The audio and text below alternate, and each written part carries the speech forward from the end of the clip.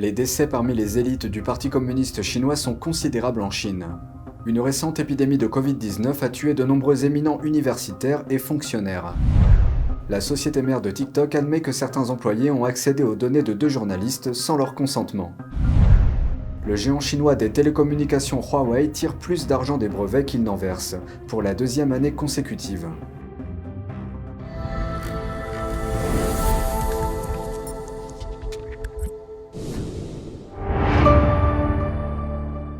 Bienvenue dans Regard sur la Chine. Avant de commencer, je vous informe que le programme Regard sur la Chine sera diffusé sur la nouvelle chaîne Regard sur la Chine NTD à partir de janvier. Je vous invite à cliquer dès maintenant sur le lien en dessous de cette vidéo pour vous abonner.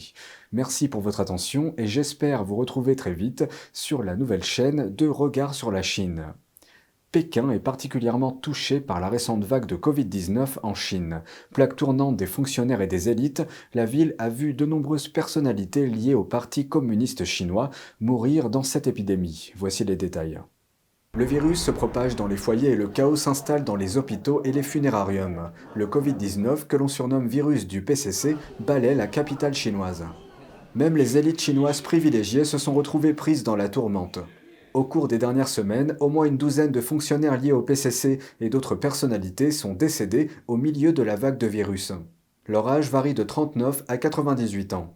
Parmi eux, on trouve un ancien responsable du PCC pour la Commission nationale des sports et un ancien président du comité provincial du Jiangxi et trois anciens journalistes du PCC. Le concepteur des mascottes des Jeux Olympiques de Pékin en 2008 est également décédé. Ils avaient l'habitude de recevoir beaucoup d'attention de la part des médias d'État, mais pas cette fois. Quelques détails ont été mentionnés sur la cause de leur décès. Une douzaine d'éminents spécialistes de la santé sont également décédés récemment. Cela s'ajoute à plus de 30 décès d'anciens chercheurs retraités signalés en un mois dans deux des universités les plus prestigieuses de Chine. L'un d'entre eux était âgé de 95 ans, Huang Keche, membre du PCC et professeur d'aérospatiale à l'université Tsinghua. Il était l'un des fondateurs du département de mécanique d'ingénierie. La Chine n'a jusqu'à présent signalé qu'une poignée de décès liés au Covid-19, mais sur le terrain, la situation est bien plus grave. Les pompes funèbres affirment qu'elles fonctionnent 24 heures sur 24 et 7 jours sur 7 pour brûler les corps, et les médecins retraités sont encouragés à reprendre le travail. Les familles de plusieurs responsables du PCC sont devenues vulnérables dans la dernière vague. Dans un récent message posté sur les réseaux sociaux, l'épouse du porte-parole du ministère chinois des Affaires étrangères s'est plainte sur Weibo, une plateforme chinoise qui ressemble à Twitter. Elle disait qu'elle n'avait pas pu obtenir de médicaments contre le rhume. Dans ce message, elle demande, je cite, « Où sont passés tous ces médicaments ?» Le ministère chinois des Affaires étrangères a déclaré vendredi que sa production nationale de fournitures médicales est en expansion et qu'elle est suffisante. Cette déclaration incarne un refus indirect d'une récente offre d'aide. L'Inde est l'un des plus grands fabricants de médicaments au monde et le pays a déclaré en début de semaine dernière qu'il était prêt à aider à fournir aux citoyens chinois des médicaments contre la fièvre. Mais les fournitures médicales en Chine sont-elles vraiment suffisantes ? La Chine est également l'un des principaux producteurs de médicaments au monde. Mais le changement brutal de sa politique liée au Covid-19 a laissé les fabricants de médicaments mal préparés pour faire face à une énorme vague d'infections. Cela a conduit à des pénuries généralisées des médicaments les plus courants contre la fièvre et le rhume. Les plaintes concernant les pénuries de médicaments affluent sur les réseaux sociaux chinois, mais la plupart sont rapidement supprimées par les autorités. En effet, elles ne corroborent pas le discours de Pékin selon lequel il n'y a pas de pénurie de médicaments. Pour calmer les achats de panique, les autorités locales ont commencé à limiter les ventes de médicaments contre la fièvre. Zhuhai, une ville portuaire du sud de la Chine, a récemment émis un ordre à l'intention de toutes les pharmacies de la ville. Chaque client ne peut acheter au maximum que 6 comprimés d'ibuprofène ou une certaine quantité en liquide par semaine. De plus, chaque achat est enregistré par une application de surveillance et chaque client doit s'inscrire avec son vrai nom. Cela signifie que les clients ne peuvent pas se rendre dans plusieurs magasins pour acheter d'autres doses. Des politiques similaires sont en place à Pékin et dans la ville de Nanjing. Un aveu majeur de la part de ByteDance, la société mère de TikTok. Jeudi, la société a déclaré que certains de ses employés avaient accédé de manière inappropriée aux données d'utilisateurs de deux journalistes. L'entreprise chinoise affirme que les personnes en question ne sont plus employées. Voici les détails. Les employés ont accédé aux données dans le cadre d'un effort infructueux pour enquêter sur des fuites d'informations de l'entreprise au début de l'année. Selon des sources internes, l'objectif était d'identifier les liens potentiels entre les deux journalistes et les employés soupçonnés d'avoir divulgué des informations. Les employés ont tenté de localiser les journalistes grâce à leur adresse IP. Cet aveu intervient alors que TikTok a récemment intensifié ses efforts pour garantir qu'il n'espionnera pas les citoyens. Une proposition a été soumise visant à interdire aux employés fédéraux américains d'utiliser l'application sur les appareils du gouvernement. Les chiffres sont là. En 2022, pour la deuxième année consécutive, le géant chinois de la technologie Huawei percevra plus de recettes liées aux brevets qu'il n'en verse aux autres entreprises. L'entreprise a annoncé la nouvelle jeudi. Selon le conseiller en chef de la propriété intellectuelle de la société aux États-Unis, Huawei a signé ou renouvelé plus de 20 contrats de licence de brevets cette année. Plusieurs constructeurs automobiles allemands figuraient sur la liste: Mercedes-Benz, Audi, Porsche et BMW. Tous cherchent à intégrer davantage de technologies de communication dans leurs véhicules.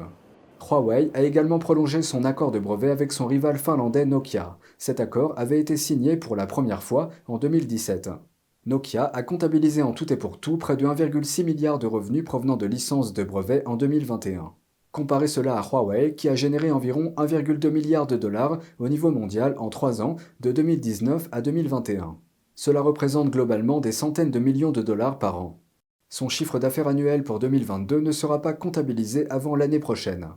Malgré ces revenus, les chiffres sont faibles par rapport aux milliards de dollars de pertes de vente annuelles de Huawei depuis 2019.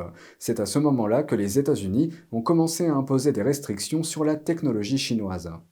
Depuis lors, l'entreprise s'est montrée plus agressive dans la conclusion d'accords sur les brevets afin de regagner du terrain. Les Twitter Files qu'Elon Musk a publiés semblent être une question partisane, mais Rex Lee, conseiller en cybersécurité chez MySmart Privacy, affirme que c'est un problème qui concerne les citoyens. Selon lui, il est question de droits civils tels que la liberté d'expression. Voici un extrait de son interview. Rex, merci de vous joindre à nous. C'est un plaisir de vous revoir dans l'émission. Merci de me recevoir, Tiffany.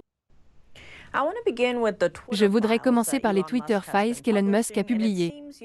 Il semble que nous découvrons maintenant que plusieurs agences gouvernementales travaillaient en fait avec Twitter.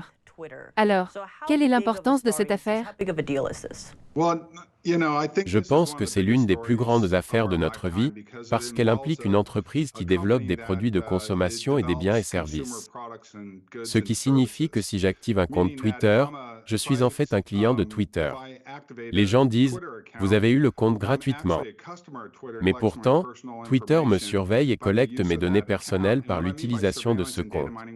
Et ce que j'entends par surveillance et extraction de données, nous en avons parlé dans le passé, l'application Twitter effectue en fait une surveillance et une extraction de données sur l'utilisateur final par le biais de son smartphone. Elle recueille donc vos informations personnelles, vous surveille dans un but lucratif et gagne de l'argent en vous exploitant au détriment de vos informations personnelles. La raison pour laquelle c'est si importante est qu'en ce qui concerne le client, il est opprimé par la société même avec laquelle il fait commerce, cette société s'associant avec des agences gouvernementales, comme le FBI, afin de supprimer les droits de l'homme ou les droits civils des utilisateurs, comme la liberté d'expression, le droit à une presse libre. Je vais vous donner un exemple. Le New York Post est un journal légitime, et il a publié l'article sur Hunter Biden. Twitter a agi comme un éditeur, or ils ont déclaré lors d'audience du Congrès que ce n'est pas un éditeur, et ils devraient dans ce cas avoir la protection de la section 230. Une fois qu'ils ont commencé à éditer cette nouvelle, ils ont commencé à agir comme un éditeur, donc ils ne devraient plus obtenir la protection de la section 230. Ils l'ont fait pour le compte d'une agence gouvernementale, le FBI, ce qui rend encore plus flagrant le fait que notre propre gouvernement se mêle ou interfère dans nos élections. On nous dit que les Russes et les Chinois font ça. Bien, maintenant, c'est la première fois dans l'histoire où nous pouvons réellement voir que notre propre gouvernement s'implique dans l'ingérence électorale aux États-Unis. En tant que citoyen américain, vous devriez vous en préoccuper, que vous soyez démocrate ou républicain, libéral ou conservateur, car le balancier du pouvoir va osciller de droite à gauche tout au long de notre vie. Ainsi, ce qui est bon pour un parti aujourd'hui est mauvais pour un autre, ce sera bon pour ce parti demain et mauvais pour le parti qui a le pouvoir aujourd'hui. C'est tout pour aujourd'hui, merci d'avoir suivi Regard sur la Chine, on se retrouve demain pour une nouvelle émission, prenez soin de vous et à bientôt.